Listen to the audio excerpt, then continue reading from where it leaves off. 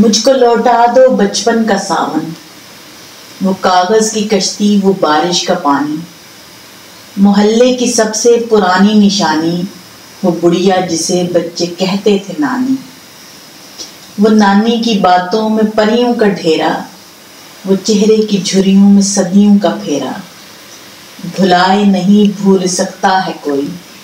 वो छोटी सी रातें, वो लंबी कहानी, कड़ी धूप में अपने घर से निकलना, वो चिड़िया, वो बुलबुल, वो तितली पकड़ना, वो गुड़िया की शादी में लड़ना झगड़ना, वो झूलों से गिरना, वो गिरकर संभलना,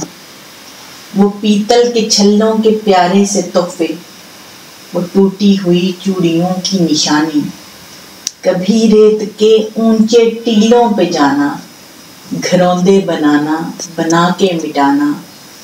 वो मासूमी चाहत की तस्वीर अपनी, वो ख्वाबों ख्यालों की जागीर अपनी। न दुनिया का गम था न रिश्तों का बंधन,